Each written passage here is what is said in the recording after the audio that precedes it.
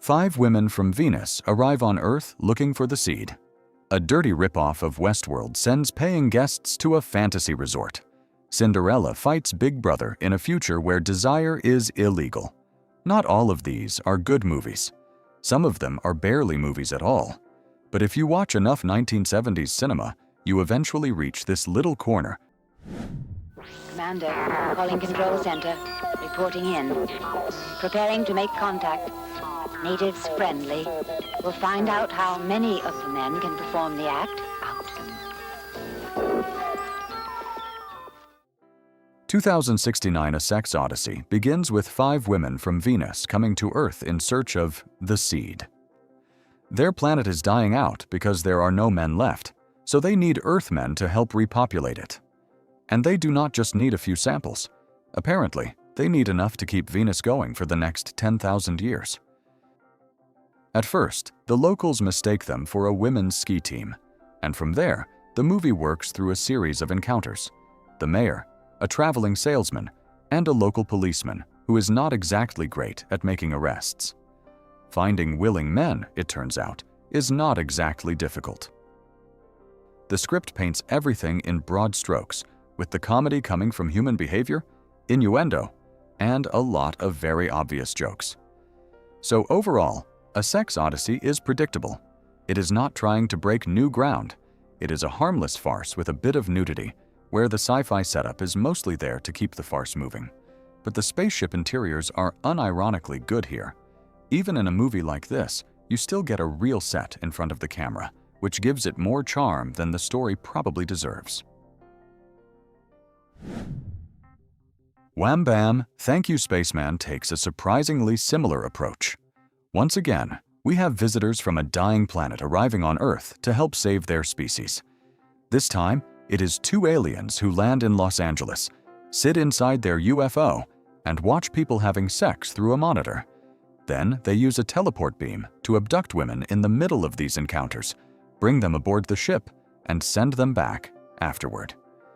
Then it all happens again, and again, and again. The aliens themselves look utterly ridiculous. They wear silver lame hot pants, while their reproductive organs emerge from their mouths and look more like long tongues. The film mostly plays like a softcore comedy, but there is also a hardcore version. The hardcore scenes do not seem to involve the same performers as the rest of the movie and were clearly inserted later. It looks strange and adds absolutely nothing to the film. Unfortunately, it is a fairly painful watch. The joke runs out of steam very quickly, the story barely exists, and the movie keeps repeating itself. In the end, the most memorable thing about Wham Bam Thank You Spaceman is probably its title. Who are you? What do you want with me? We have chosen you to be dehumanized, Agnes. Get ready to be zapped.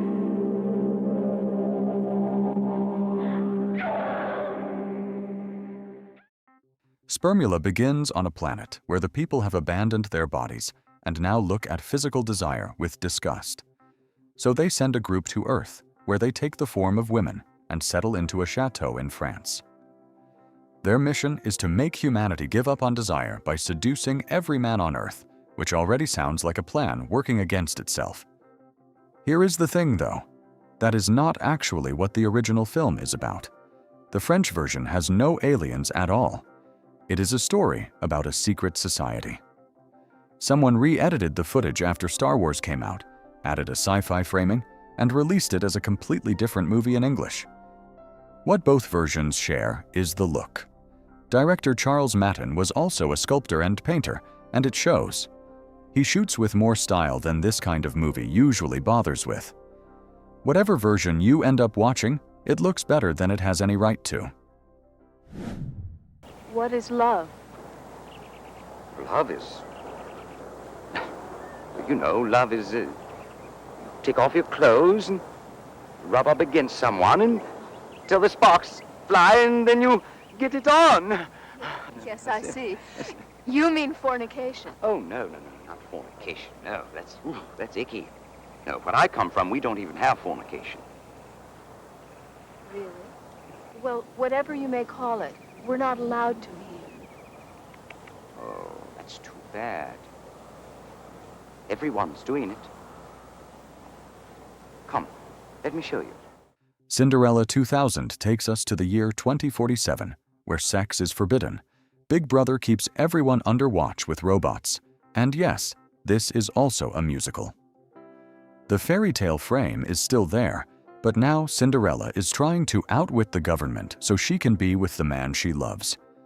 Everyone in this world wants what the law says they cannot have, from the evil stepsisters to a talking robot, and they keep singing about it.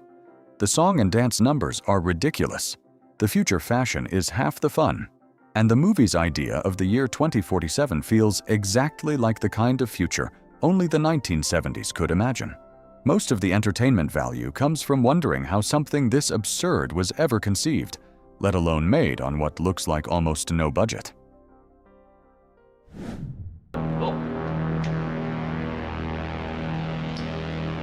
I tolerate no resistance. Behave well, and you will remain unharmed. Behave badly, and I will terminate you in an obscure and painful fashion. Outer Touch, released in the US as Spaced Out, begins with 4 people accidentally wandering onto an alien ship. Oliver is parked with his fiancée Prudence while they argue about her refusal to sleep with him before marriage. Cliff is out walking his dog. And Willie, a shy supermarket stock boy, has come to the park with some adult magazines. Then an alien ship lands. They all end up on board, and the ship takes off. The ship is crewed by 3 alien women, Skipper, Kosia, and Partha. At first, they decide to take the humans to an alien zoo. But once the men are on board, the women discover something they know nothing about: sex. So along the way, the men introduce them to the concept. That is basically the whole idea, a British sex comedy with a sci-fi setup. Most of it takes place on a handful of sets, and some of the model footage seems to be recycled from earlier sci-fi productions. That also explains why the spaceship can suddenly seem to change shape and size between scenes. First of all, let me extend the warmest possible welcome to SexWorld. Here you can forget all your problems and enjoy yourselves completely on the long weekend of your dreams. 3 days and nights in which your every fantasy will be fulfilled, time and your own endurance permitting. We want you to have the best time imaginable. And that's the key word, imagination. If you can imagine it, we can arrange it. We offer you anything and everything. SexWorld borrows the basic Westworld structure, a controlled vacation spot where guests pay to live out fantasies. Only here, the fantasies are sexual. The film follows a bus full of visitors on their way to SexWorld, and during the ride, we learn why each of them is going. Some heard about the place from other people. Some are looking for clients to photograph or paint. Others are couples trying to bring something back into their relationships. That setup gives the movie more structure than you might expect.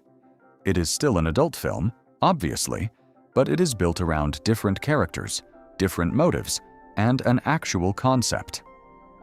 The cast also seems to be making a real effort to play those characters, which helps it feel less like a random string of scenes, and that may be the most interesting part of it.